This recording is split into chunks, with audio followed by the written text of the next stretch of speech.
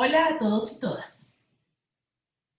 Esta es la grabación o la sesión asincrónica de nuestra sesión número 4, en la que vamos a hablar sobre instituciones formales y democracia. Nuestra clase de esta semana se va a dividir en dos. Vamos a hacer nuestra sesión asincrónica. La idea es que ustedes la hagan antes del sábado a nuestra hora de encuentro habitual a las 3:30 de la tarde. Y luego, el sábado, vamos a encontrarnos para hacer un par de talleres para poner en práctica los conceptos y las teorías que vamos a ver hoy. Para poder desempeñarse correctamente en esta sesión asincrónica, es importante que hayan leído por lo menos 2 de los 3 textos que puse en mi aulas. El texto de Siarov, que es una descripción bastante buena sobre estos conceptos tan importantes de la ciencia política y sobre todo para muchos de ustedes que es la primera vez que se encuentran con estos temas. La diferencia entre un gobierno proporcional, entre un sistema de partidos, entre un sistema electoral proporcional o un sistema mayoritario, la diferencia en distritos de distintos tamaños, conceptos como polarización, fragmentación, institucionalización.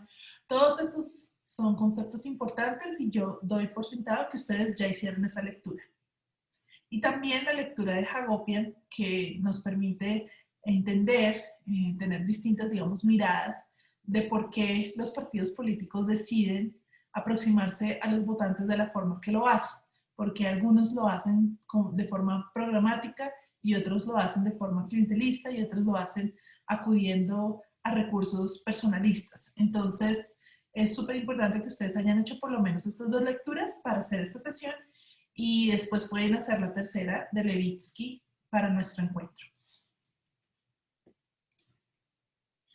Voy a compartirles la presentación que tengo preparada para hoy.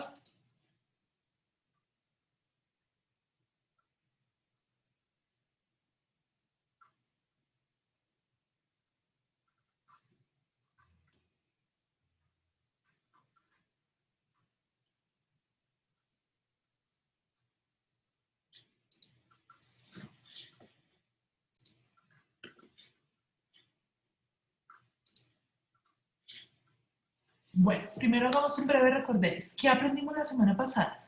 La semana pasada estuvimos hablando de las principales teorías del comportamiento político y nos enfocamos en 2, en la teoría de la elección racional y en el institucionalismo y sobre todo 2 vertientes del institucionalismo, el institucionalismo histórico y el institucionalismo de elección racional. Hicimos el dilema del prisionero para entender de qué se trataba la teoría de la elección racional. Llegamos a unas conclusiones sobre que era más fácil cooperar, sobre todo entre desconocidos, si tenemos instituciones. Pero no siempre las instituciones cumplen este propósito de, digamos, llevarnos a un equilibrio en donde todos los actores estamos mejor, porque podemos cooperar. No, a veces las instituciones en realidad cristalizan balances de poder bastante asimétricos que tienen unos senderos de dependencia en donde a medida que el tiempo pasa se van reforzando estas tendencias hasta se va volviendo cada vez más difícil reformar la institución y estos, digamos, diferentes aproximaciones a las instituciones es la diferencia entre la teoría de la elección racional en el institucionalismo y el institucionalismo histórico. También vimos varios ejemplos de aplicaciones de las diferentes teorías. Estuvimos mirando la teoría espacial del voto de Anthony Downs, que explica por qué los partidos tienen una tendencia a parecerse ideológicamente. También estuvimos, bueno, revisando el dilema del prisionero y estuvimos utilizando unos ejemplos para aplicarlo al, como lo vería el institucionalismo histórico. ¿Qué vamos a hacer hoy y el sábado? Vamos a mirar cuáles son los sistemas electorales más importantes y sus efectos en la representación. Vamos a hablar de los sistemas de partidos y su relación con los sistemas electorales. Y vamos a hablar de la institucionalización de los partidos, porque algunos partidos son estables, tienen fuertes raíces en la sociedad y facilitan la democracia. Nuevamente, algunas de estas cosas van a parecer ya muy fáciles y obvias para algunos de los politólogos que están haciendo este curso, pero hay bastantes personas que vienen de otras áreas del conocimiento y entonces es necesario tener claridad sobre estos conceptos. En la sesión asincrónica vamos a hablar de los sistemas electorales, va a haber un trabajo individual sobre las ventajas y desventajas de cada sistema y vamos a denunciar la relación entre instituciones y sistemas de partidos. Y luego para la sesión sincrónica vamos a pensar en una reforma política para Colombia y una reflexión grupal sobre la institucionalización de los partidos. Bueno, arranquemos. Ya lo vimos hace unas semanas. La democracia, de forma muy resumida, es un régimen político en donde los gobernantes son elegidos a través de elecciones libres y justas. Algunas cosas más, por supuesto, está la protección de los derechos políticos y de las libertades. Pero digamos, si miramos solamente el tema de elecciones, encontramos que las democracias requieren instituciones, es decir, reglas de juego, para su correcto funcionamiento. Cosas como, por ejemplo, quién puede votar y ser elegido, qué aglutina las reglas alrededor de esta cuestión, de quién puede votar y ser elegido. Generalmente las constituciones, es una institución formal. ¿Cómo se relacionan los partidos? Es otra institución, otro grupo de instituciones que los agrupamos bajo esta noción que llamamos sistemas de partidos. ¿Cómo se traducen votos en escaños? Son otras instituciones, otras reglas. Y aquí hablamos de sistemas electorales. Entonces, como un engranaje, cuando las instituciones funcionan bien, la democracia funciona bien, ¿cierto? Eso es lo que generalmente creemos. Bueno. En una palabra, ¿qué son los sistemas electorales? Como lo define Siarov. Son reglas y procedimientos que determinan cómo se traducen votos en escaños. No es tan obvio, ¿cierto? En una democracia, las personas pueden votar de distinto modo, pero no es evidente, no es sencillo, no es automático que esos votos se traduzcan en escaños, por varias razones. Primero, porque los países pueden privilegiar distintas cosas a la hora de plantear los sistemas electorales. Hay distintos objetivos que se cumplen con distintos sistemas, pero también porque generalmente tenemos números enteros en los escaños, digamos en el Parlamento, en la Cámara, en las instancias colegiadas. Y pues si tratamos de repartir los votos entre los escaños, pues casi nunca nos va a dar exacto, siempre nos van a dar fracciones. Entonces hay que determinar cómo traducir los votos en escaños. Hay dos familias grandes de sistemas electorales. Y esas son las que vamos a mirar hoy. Aquí no nos vamos a detener a mirar esos sistemas electorales que se aplican en 3 países, en 4 países, los mixtos. Para eso está el texto de Siarov, para, digamos, satisfacer su curiosidad al respecto. Pero los grandes sistemas electorales son los sistemas mayoritarios y los sistemas de representación proporcional. ¿Qué es un sistema mayoritario?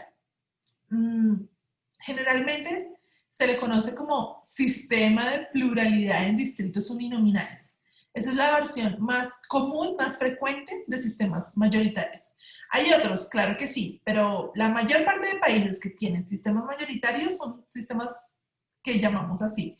No de mayoría, sino de pluralidad, es decir, que se obtiene el escaño con una mayoría simple, no una mayoría absoluta de los votos, y distritos uninominales, es decir, de uno, porque generalmente hay un escaño por cada distrito.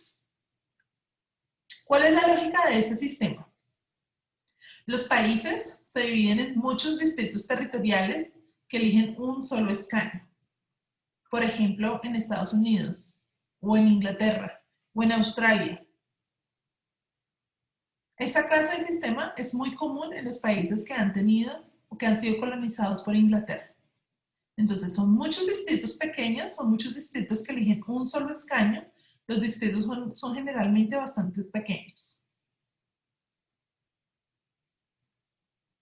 Esta clase de sistemas tienden a dar una mayoría, aun cuando ese partido no ha ganado la mayoría del voto. son mayorías que son artificiales, que son manufacturadas. Les decimos de esa forma. En sí, los partidos con mucha dificultad ganan la mayoría, pero el sistema se desarrolla de tal modo que produce mayorías. Vamos a hablar con más detalle, o por lo menos a entender de qué se trata con unos ejemplos que vamos a desarrollar a continuación. La alternativa son los sistemas de representación proporcional. El más común es uno de lista cerrada, que no es, por ejemplo, el que tenemos en Colombia. En Colombia tenemos un sistema de representación proporcional con lista abierta, pero lo más común cuando se tienen sistemas proporcionales son las listas cerradas. Los países ya no son muchos distritos que eligen a una sola persona, sino pocos distritos que eligen varios escaños. Entonces tenemos distritos en donde se eligen 6, donde se eligen 8, donde se eligen 5 o se eligen 3. Ya no son distritos uninominales, sino que son distritos de varios escaños. Y el propósito de los sistemas de representación proporcional ya no es obtener mayorías, ya no es que haya un partido que tenga una mayoría, lo cual facilita la gobernabilidad, sino que es ser proporcional, es decir, otorgar el mismo porcentaje de escaños que de votos. Lograr que en las instituciones de representación, como por ejemplo el Parlamento, el voto de las personas esté adecuadamente, proporcionalmente representado en escaños. Ese es el objetivo principal de estos sistemas de representación proporcional. Tenemos, por ejemplo, una Cámara de 50 miembros. Entonces, esta Cámara de 50 miembros puede, digamos, escogerse de distintas formas. Podemos tener 50 distritos uninominales, como es este ejemplo de aquí, de la, no sé, izquierda de ustedes, o derecha, no estoy segura, en donde cada distrito elige a un representante. O también podemos tener 10 distritos plurinominales de 5 miembros, ¿cierto? Entonces, cada distrito elige 5 escaños. O podemos tener 5 distritos plurinominales de 10 miembros, ¿no? Diferentes maneras de elaborar los distritos o el tamaño de los distritos para llenar los 50 sillas o los 50 escaños del parlamento hipotético de este país. Hablemos del sistema común en los mayoritarios, que es el de pluralidad uninominal. En este ejemplo hipotético tenemos 5 distritos. Es decir, estamos hablando de un parlamento de 5 escaños. Aquí tenemos un número de votos por cada uno de los partidos. Entonces, por ejemplo, el laborista obtuvo 12 votos en el primer distrito, 6 en el segundo, 10 en el tercero, 1 en el cuarto y 8 en el quinto, para un total de 37 votos, que le da el 41% de los votos. ¿Por qué 41%? Porque en total son 90 votos. ¿Listo? Para el conservador obtiene bastantes votos menos. Aquí están en esta fila 4, 3, 4, 3, 5, para un total de 19 votos. El Partido Liberal obtiene 21 votos, repartidos también en los 5 distritos, especialmente en el distrito 2, en el que obtiene 9 votos. Y el Partido Verde tiene un poquito de votos en cada uno de los distritos, especialmente en el distrito 3, donde obtiene 5 votos, pero en el resto obtiene 2 votos, para un total de 13 votos. Entonces tenemos 4 partidos. El laborista obtiene 37, el conservador 19, el liberal 21 y el verde 13. El total son 90 votos. Listo. Entonces, ¿cómo decidimos quién es el ganador? Sencillamente, ¿quién obtiene más votos? ¿Quién obtiene la pluralidad de los votos en cada uno de los distritos? Entonces, en el primer distrito, ¿quién ganó? Ganó el Partido Laborista, ¿cierto? Porque obtuvo 12 votos. En el segundo distrito, ganó, en cambio, el Partido Liberal, que sacó 9 votos. En el tercer distrito, nuevamente ganó el Laborista con 10. En el cuarto distrito, ¿cuál ganó? El Liberal. Ganó el Liberal con 4 votos. Y por último, en el quinto distrito, ¿quién ganó? Efectivamente, el Partido Laborista con 8 votos. Entonces tenemos que Los laboristas ganaron ¿cuántos escaños? 1, 2, 3 escaños. Los liberales ganaron 2 escaños. ¿El Partido Conservador ganó algún escaño? No, no ganó ningún escaño. ¿El Partido Verde ganó algún escaño? No, tampoco ganó ningún escaño. Entonces, miren, por esto es que los sistemas de pluralidad uninominal tienen la tendencia a producir mayorías, ¿sí? Entonces, el Partido Laborista obtuvo el 41% de los votos, pero como obtuvo 3 escaños, corresponde el 60% de los escaños. Entonces, no es un sistema proporcional para nada, al contrario. Es un sistema que distorsiona un poco, ¿de cierto? Distorsiona el voto. ¿Para qué? Para darle una mayoría a algún partido. El Partido Conservador obtiene el 21% de los votos, pero no obtiene ningún escaño. O sea, hay 21% de votos que se desperdician en esa elección. ¿Por qué? Pues porque el conservador no logra elegir a nadie. No es ganador en ningún distrito.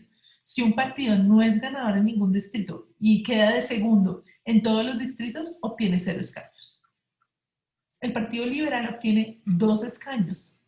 Obtiene apenas un poquito más de votos que el Partido Conservador, pero digamos que la diferencia en escaños es grande. ¿Por qué? Pues porque gana en 2 distritos. Entonces el Partido Liberal obtiene el 23% de los votos y el 24% de los escaños. Esta cuenta de los escaños no tiene mucho sentido. Esperen, voy a revisar.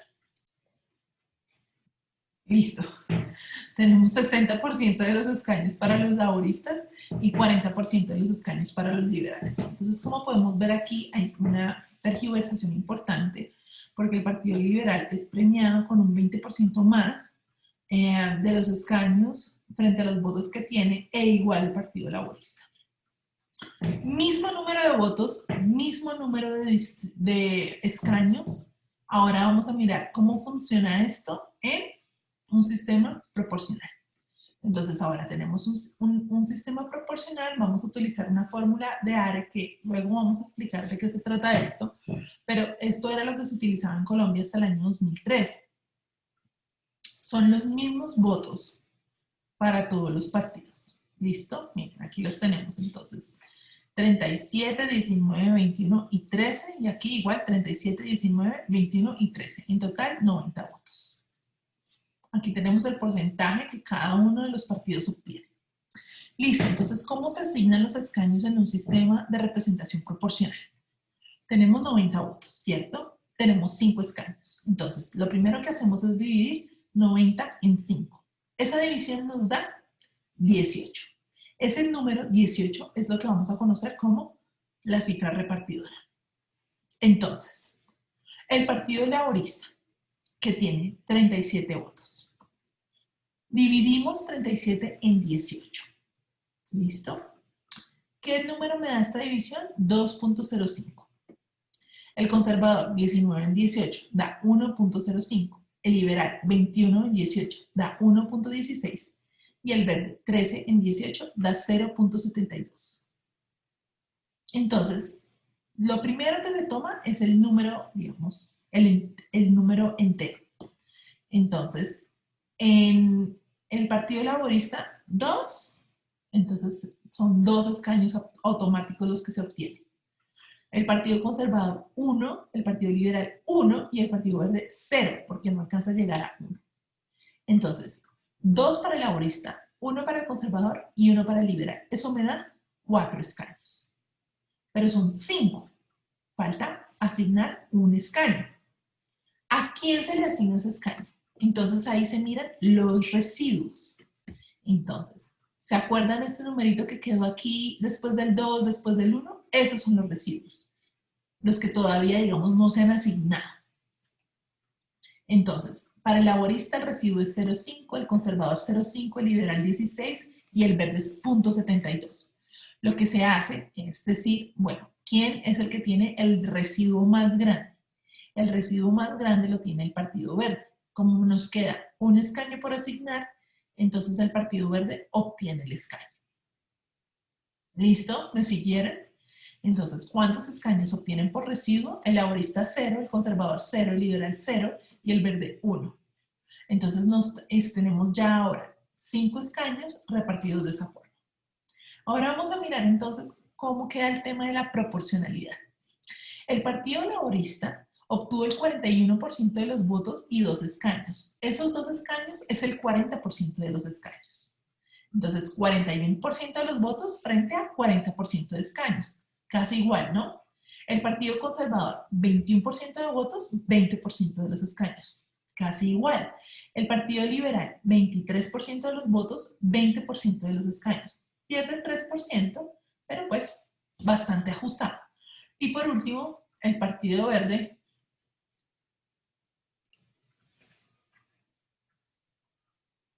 saca el 14% de los votos y el 20% de los escaños. Es en el Partido Verde, ese partido pequeño, en el que hay una mayor distorsión.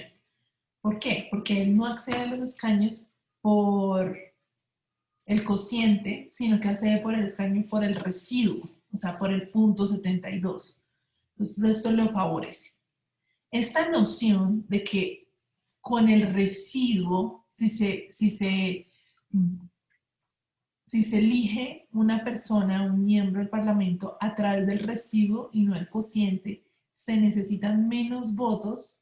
Esto que acabamos de ver aquí, que ocurre con el Partido Verde, es básicamente eso que en Colombia conocemos como la Operación Avispa, que existe hasta el año 2003, en el que los partidos, para maximizar el número de escaños al que accedían, se hacían elegir no por cociente, sino por residuo. Y entonces las listas básicamente eran listas de una sola persona. Tenían la intención de elegir un solo miembro para que todos eligieran por residuo y no por cociente. Entonces, esta tendencia que vemos aquí, que es de la fórmula de ARE, luego esto cambia con otra fórmula de representación proporcional que se escoge para Colombia, es lo que se conoce como la operación avispa.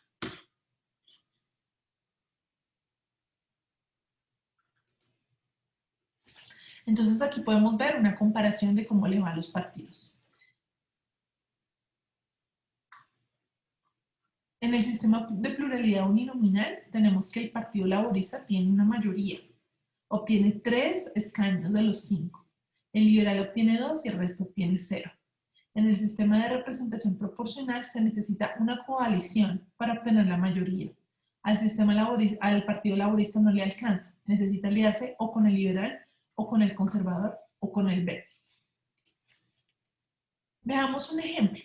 En Canadá, por ejemplo, se discute bastante acerca de la necesidad de cambiar el sistema mayoritario a un sistema de representación proporcional, porque se considera que se pierden muchos votos con el sistema de pluralidad uninominal que tiene el país.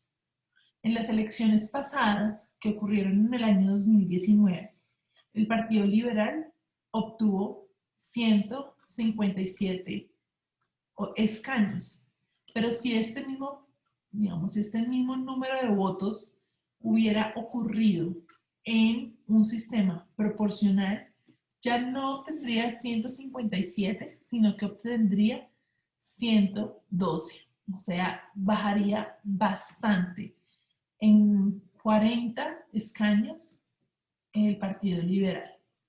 Entonces, observamos que el sistema uninominal, de pluralidad uninominal en Canadá, favorece bastante al Partido Liberal. Prácticamente es el único que favorece. Entonces, seguramente el Partido Liberal gana con un poquito más que el segundo en muchos distritos, y eso digamos que va distorsionando la proporcionalidad y termina no dándole una mayoría, pero mire que casi es una mayoría, ¿cierto? Él de todos modos necesita hacer un gobierno de coalición, necesita aliarse con otro partido. Puede escoger cualquiera de los otros partidos para poderse aliar.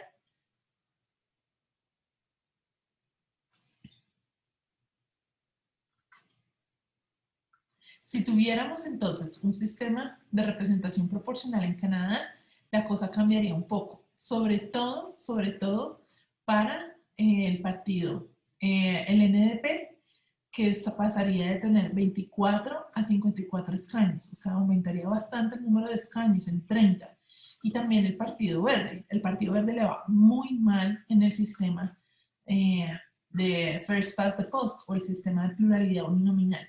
Le va muy mal, pero si se sumamos todos los votos que obtiene el Partido Verde en todos los distritos, pues miren, no sería nada desdeñable, serían 22 sillas. El Partido Conservador prácticamente le va igual, pierde apenas un poquito de escaños en el sistema de representación proporcional. En Canadá ha habido, digamos, varios intentos de reformar el sistema político. Es un tema que se discute generalmente bastante intensamente en los años electorales y bueno, hay que seguirle la pista a ver si hacen el cambio finalmente. Listo, ahora vamos a hacer un momento de trabajo individual. Vamos a pausar aquí el video, vamos a hacer clic en este link para que ustedes completen esta tabla. Piensen un momento, ustedes individualmente, cuáles creen que son las ventajas y las desventajas de cada uno de estos dos sistemas, del sistema de pluralidad uninominal y el sistema de representación proporcional. Piensen un poco, ¿por qué es un sistema bueno? ¿Por qué es un sistema malo? ¿Cuáles pueden ser las ventajas y desventajas de cada una de estas dos opciones? Cuando hayan terminado, entonces seguimos con el video y socializaremos las respuestas en la sesión sincrónica del sábado.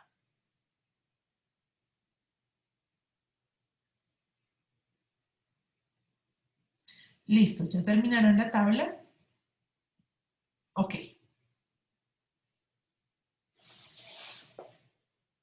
Bueno, entonces ya hemos visto cómo funciona un sistema mayoritario, cómo funciona un sistema de representación proporcional. Hablamos un poquito de esta fórmula para repartir los escaños en votos, que es la fórmula de Hare. Hay otras. Y ahora vamos a hablar de la relación entre sistemas electorales y sistemas de partidos. Uno de los objetivos de diseñar o de modificar sistemas electorales es básicamente pasar de esta figura que vemos a la izquierda a la figura que vemos a la derecha. La figura de la izquierda es básicamente la forma como se vería, como se sentiría una democracia que no tiene partidos políticos. En vez de las personas, digamos, agruparse alrededor de las posiciones que están aquí en rojo y en azul, entran agolpadas con todas sus demandas.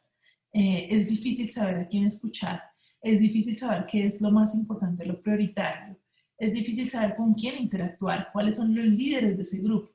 Entonces, la idea es que sin los partidos, la democracia es muy difícil, que los partidos son necesarios para la democracia porque ellos articulan y canalizan las demandas de la sociedad, ellos proveen una estabilidad, ellos proveen, digamos, la base de la competencia política, que es ese aspecto fundamental de la democracia, como lo vimos hace 2 clases. Entonces, la idea es que algunos sistemas electorales, o el objetivo para, digamos, muchos reformistas, es que cambios en los sistemas electorales o que ciertos sistemas electorales faciliten el tránsito entre la foto de la izquierda y la foto de la derecha, de una serie de demandas que son, digamos, indistinguibles, difíciles de manejar, de canalizar, de agregar a un sistema un poco más ordenado en donde podemos identificar qué es lo que es prioritario para grupos de personas y esas prioridades de distintos grupos de personas se ponen en juego en las urnas y se selecciona aquella visión que obtenga la mayoría. Entonces, bajo esta idea está la noción de que con buenos partidos, que con ciertos sistemas electorales, con ciertas reglas electorales, vamos a obtener unos mejores partidos que faciliten un mejor desempeño de la democracia. Varias cosas, digamos, la idea es poder lograr varias cosas con el diseño de sistemas electorales. Primero, disminuir la fragmentación, pasar, por ejemplo, de un país con muchos partidos a muchos menos partidos. La idea es que es mucho más fácil organizar la democracia en un sistema con pocos partidos. Con muchos partidos es demasiado fragmentado. ¿Cómo obtiene un presidente las mayorías legislativas para poder gobernar si tiene que negociar con 100 personas distintas? Entonces, disminuir la fragmentación hace más fácil la tarea del gobierno. También está la noción de que diseñar ciertos sistemas electorales o cambiar los sistemas electorales puede afectar la polarización. ¿Para qué? Para que lo que estuvimos viendo un poco cuando miramos lo de Anthony Downs y la teoría espacial del poder. Si tenemos unos sistemas distintos, podemos, digamos, en países en donde los partidos están muy polarizados, lograr que se encuentren un poquito en la mitad. Y también aumentar la institucionalización. Y esto es un tema del que se habla profundamente en dos de las tres lecturas que vimos hoy. La de Finin en la de Serov, elaboran ideas en la de Hagopian y digamos que ofrecen una teoría en la de Steven Levitsky. Hablemos entonces de un ejemplo de una reforma al sistema electoral con el objetivo de transformar el sistema de partidos. En Colombia, ¿ustedes se acuerdan cómo era la política antes del año 2003? ¿Fueron a votar? ¿Se acuerdan que le daban a uno una sábana con un montón de caras? Y uno tenía que buscar la cara del candidato para poder votar. Y era en últimas eso, ¿no? Un montón de caras. Súper personalista. Antes del 2003, como ya hemos dicho, Colombia tenía un sistema de representación proporcional, se utilizaba la fórmula de Hare y no había límite de listas por partidos. Es decir, que un partido podía presentar 100 listas si quería. En 1998, por darles un ejemplo, 70 partidos presentaron 300 listas para 100 curules en el Senado. 300 listas por 70 partidos. Solo 25 partidos de los 70 lograron un escaño. Pero sí, hacemos este análisis que hacen los politólogos para identificar el número efectivo de partidos, que podemos hablar en clase sobre qué es esto. Era 3, o sea, el número efectivo era 3, a pesar de que había en total 25 partidos. En el año 2002 se presentaron 227 listas para 100 curules en el Senado. O sea, el grado de fragmentación era impresionante. Esto se transformó con la reforma política del 2003, que cambió la fórmula de De Hare a la fórmula de De Hond. En clase vamos a ver esto de qué se trata, pero la idea era que no fuera más viable para los partidos hacer elegir a sus representantes con los residuos, sino que los obligara a irse por los cocientes, ¿cierto? Era desincentivar esta búsqueda del residuo, que lo que hace la búsqueda del residuo es fragmentar el partido. En vez de tener dos personas importantes en un partido, es mejor dividirse, hacer dos partidos distintos o dos listas del mismo partido, y entonces para que cada uno sea cabeza de lista e irse por el residuo. Esto genera un efecto prácticamente inmediato. En las siguientes elecciones parlamentarias, que son las de 2006, ya no hay 70 partidos, hay apenas 20 partidos que presentan listas. Y 10 obtuvieron escaños. Entonces pasan de ser 25 partidos los que obtienen escaños a 10 partidos los que obtienen escaños. Entonces hay una gran articulación de partidos. Hay varias cosas que influyen en esto. Hay primero, la lista única, es decir, la obligación de cada partido de presentar una sola lista. Y luego, con el tiempo, se va a implementar esta cuestión del threshold para jugar, del porcentaje de votos mínimo para poder participar en la repartición.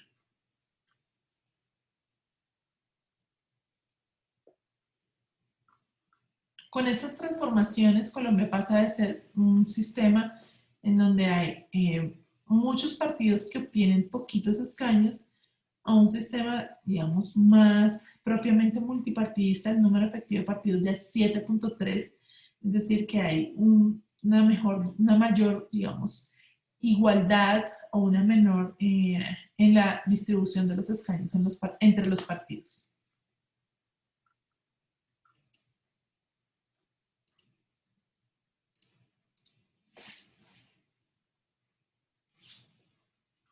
Entonces, digamos, para muchos el objetivo de hacer todas estas reformas institucionales, estas reformas al sistema electoral, es lograr lo que llamamos partidos políticos institucionalizados. Partidos políticos institucionalizados. ¿Y a qué nos referimos con esto? Pues partidos más organizados, más orgánicos, más funcionales, ¿sí? Donde reconocemos quiénes son los líderes, cuáles son los mecanismos de elección de los candidatos en cada elección, existen reglas claras para hacer esto, donde hay menor volatilidad entre elecciones. Entonces no es que en una elección el partido A obtenga 80% de los votos y en la elección siguiente el partido A desaparezca.